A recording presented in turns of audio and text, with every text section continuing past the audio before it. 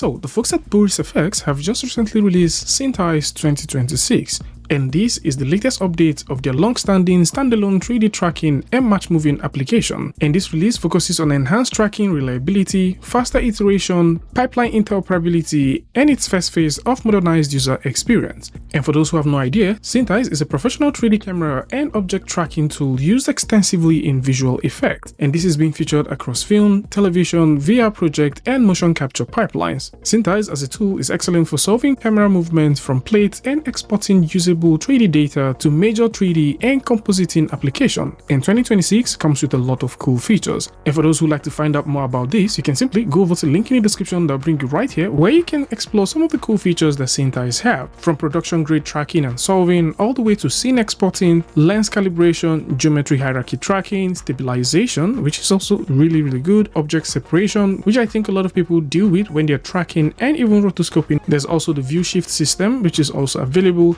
mesh in and mesh out for those who like to import and export, as it has a very wonderful file IO system, which is pretty amazing. Scripting is also available, workflow preset is also here, and so many other cool things. And with 2026, we even have more stuff. So first off right here, we do have the Mocha Point Tracker, as this introduces a new Mocha powered planar tracker for challenging surfaces that traditional point trackers do struggle with. At the same time, this helps to track the motion of a smaller planar patch rather than an individual pixel pattern. And this in itself will improve stability through perspective shift, rotation, and motion blur, as this is built on the planar tracker technology, which is derived from Mocha Pro, which is a tool you possibly have seen in After Effects. Secondly, we also have the UI modernization, and currently this is seen as phase 1. As the UI has gotten a couple of nice cool updates, as the folks at BorisFX are working on giving creators a cleaner, nicer, and easy to navigate user interface. And these early changes currently focuses on panel clarity, navigation usability, icon legibility, consistent labeling, and tooltip support, as the previous user interface was a little bit clunky and a lot of people did not really know how to work around it. Another interesting update that we have here is the live preview for GeoH. And GeoH is its geometrical hierarchy setup, which now updates in real time as you edit the pivots, axes, and constraints of the geometry, as this now offers that real-time geometry feedback when you're making these changes. And this update removes the old solve, play, check, tweak cycle. Now, adjustments show instantly on the current frame, and this will greatly accelerate refinement of rigs and constrain hierarchy motions, enabling artists to visually access and make changes of their motion continually without repeating a solve over and over. Moving forward, there's also the USD/USDZ pipeline support, as SynthEyes 2026 adds the ability to import full USD scenes or individual USD/USDZ assets, including meshes, camera, light, animation, and metadata. And I think the way USD is going, there is going to be a lot of adoption over the years. And honestly, this significantly improves the integration with modern USD-centric pipelines, which we've seen in most high-end VFX workflow. And it would sort of reduce that manual conversion step of going from FBX to possibly Alembic and all that back and forth, as you can get your USD scene and transport that to another DCC tool that actually uses that same pipeline and continue working with it.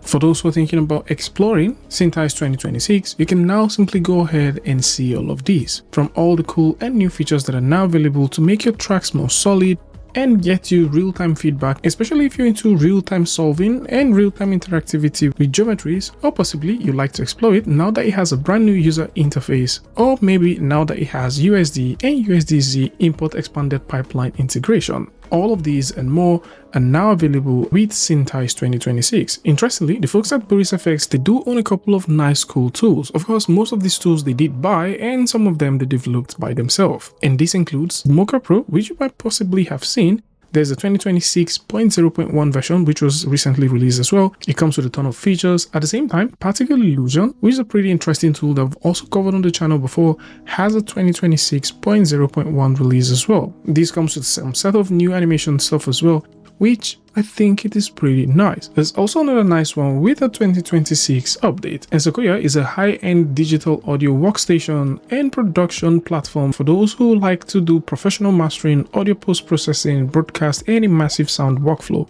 This is a very impressive one.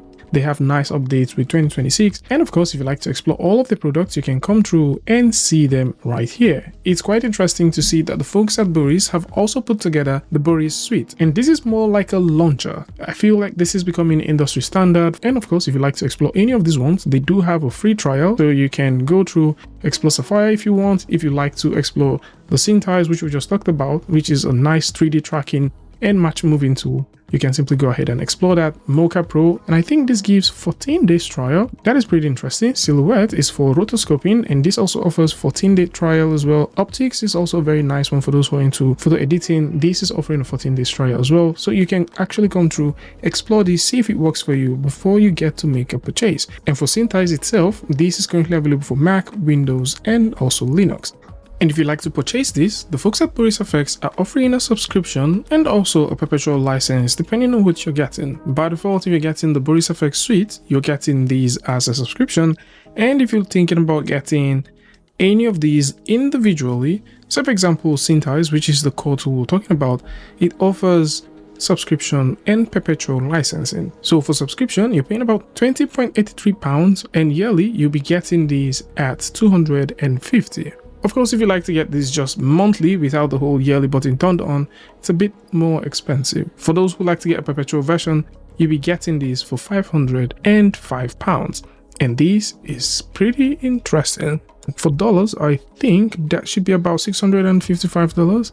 And of course, you know, if you're using Canadian dollars, that should be about 900, and euro is about 580. So if you like to get any of their tools as independent tools, they do offer subscription and perpetual licensing, but if you like to just get the suite itself, this is only available as subscription license. So this is it. The folks at BorisFX have released SynthEyes version 2026, and this now comes with nicer looking features that you can use to do your tracking and MatchMoving of your shots. Tell me what you guys think about this one in the comment section. Links to this is going to be in the description, so do well to check it out. And of course, if you like this video or you learned something from this, you can go ahead and give a like, and don't forget to share with a friend. And until I see you guys in the next one, peace.